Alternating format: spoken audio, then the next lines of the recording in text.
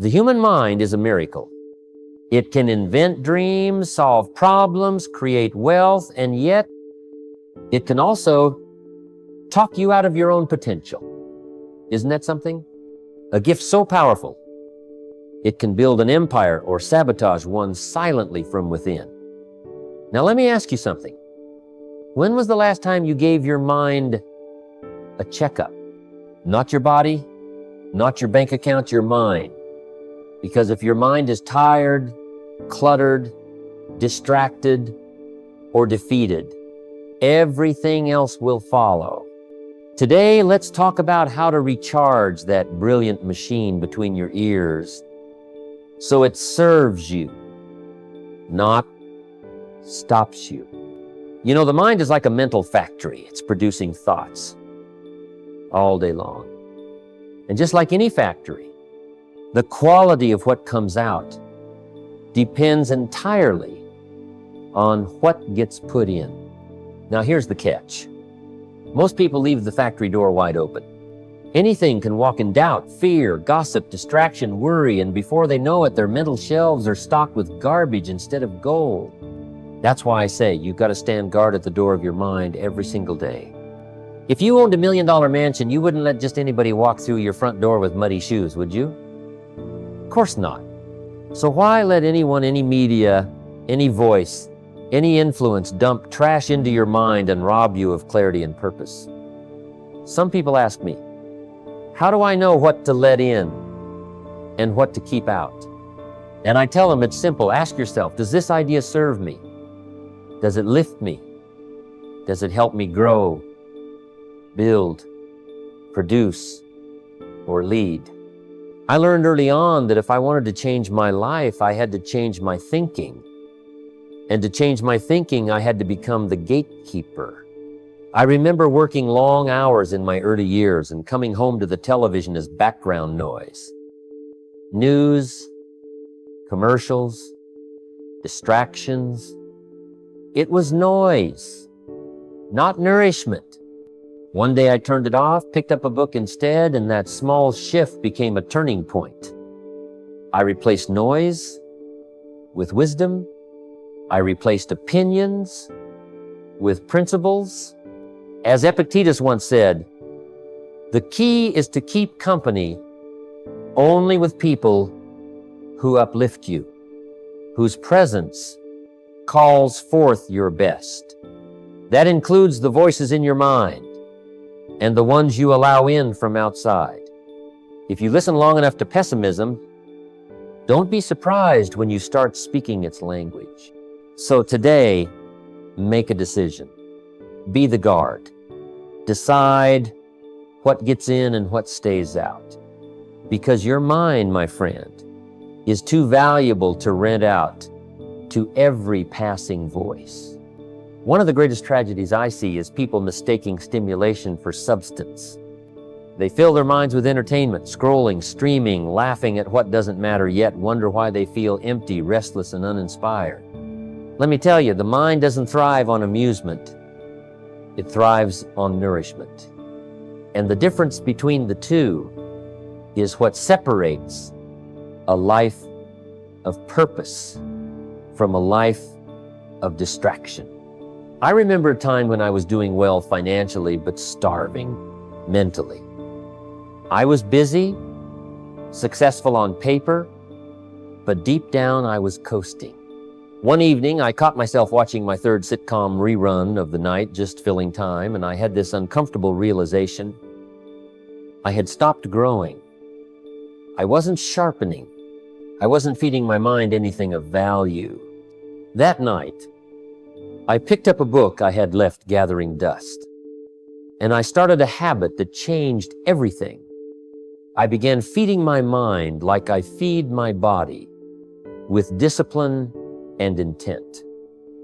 The ancient philosopher Seneca once said, "The mind must be given relaxation. It demands it, but relaxation, not dissipation." There's a world of difference between rest and waste. A walk in nature is rest. Reading Marcus Aurelius is rest. Reflecting on your goals is rest. But endless scrolling, change doesn't just happen with desire. It begins with new information. You see, you can't live on yesterday's answers and expect tomorrow to be any different. If your mind is operating on the same ideas, the same habits, and the same conversations it had last year, then you've already placed a ceiling on your future. And here's the truth, when you change the input, you change the outcome. I still remember when I was working dead-end jobs and drifting, thinking life would magically get better one day. One evening, I attended a little seminar. It wasn't flashy, just a small group in a quiet hall. But what I heard that night shook something loose in me. A single idea landed like lightning. For things to change, you have to change. I didn't even know what that meant fully at the time, but it stirred something. I went home and started reading. I bought a journal.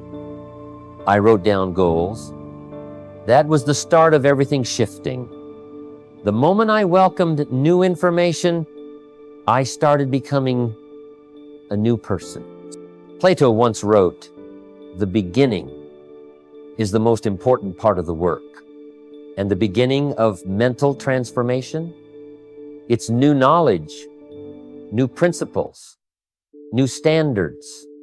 If your mind only absorbs what it already knows, it's not learning, it's looping.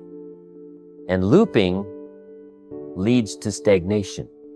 It's not about chasing trends or stuffing your head with trivia. It's about deliberately exposing your mind to insights that make you uncomfortable, ideas that challenge your routine, and philosophies that invite growth. One fresh perspective can break the chains of a 5-year rut. One truth, understood deeply, can rearrange your whole financial future. I often tell people, your library is more valuable than your living room. Why? Because where you sit won't change your life. What you learn while you sit, that's where the gold is. So if you're tired of the same results, don't just work harder. Read better. Listen better. Surround yourself with better. Because change begins the moment you decide your old thinking isn't enough for the life you want. Excuses are nothing more than well-packaged lies we tell ourselves to stay comfortable while life passes us by. I've met thousands of people who had the talent, the opportunity, the potential, but they couldn't get past their own story. I didn't have the right background. I'm too old. I'm too young. I tried once and it didn't work. Let me tell you something straight. Your mind cannot operate at full power when it's clogged with justifications. Years ago, I was speaking at an event, and a young man came up to me afterwards. He said, "I want to do what you do, but I just don't have the confidence. I've never been good at speaking." I said, "Son, neither was I. Confidence isn't something you wait for, it's something you earn. And the first payment is eliminating the excuse that you're not ready." You see, every excuse is a form of mental pollution. And if you want to recharge your mind, you have to clear out the fog. The Stoic philosopher Marcus Aurelius wrote, "You have power over your mind, not outside events. Realize this, and you will find strength." That's not just a nice idea, that's a strategy. Your mind becomes what it rehearses. If you keep rehearsing excuses, you will live them out. But if you replace them with reasons to act, you start forming the habit of ownership. Excuses keep your thinking small, and small thinking leads to small action. Small action leads to small results. Eventually, the mind becomes a graveyard of dreams that never got off the ground, all buried under layers of what ifs and yeah buts. If you want to detox your thinking, start today. Don't delay. Grab a piece of paper and write down the top 3 excuses you use most often. Then ask yourself, what would I do if this excuse no longer existed. And whatever that answer is, go do it. Because the moment you stop feeding your excuses is the moment you start feeding your future. Your environment is more powerful than your willpower. You can have all the ambition in the world, but if you're spending your time around people who drag your thinking through the mud, your fire will slowly die out. You can't keep your mind recharged if you're surrounded by drained batteries. And you can't expect to grow if your conversations are shrinking your vision. I learned this the hard way. In my early days, I ran with a crowd that was always broke, always blaming, always joking about success, but never doing a thing to chase it. Every time I brought up something I wanted to do, they had a reason why it wouldn't work. Not because they were bad people, but because their thinking was small. Eventually, I realized I had to make a difficult but necessary decision. I had to upgrade my circle if I wanted to upgrade my life. And here's what I discovered. Inspiration is contagious. Spend time with people who read, people who build, people who are excited about ideas, and you'll start to catch the fever. The mind, left to itself, will drift not toward discipline, but toward disorder. It doesn't wake up sharp and focused. No, it wakes up sluggish, forgetful, reactive. That's why I say, if you want to recharge your mind, you've got to train it like a muscle.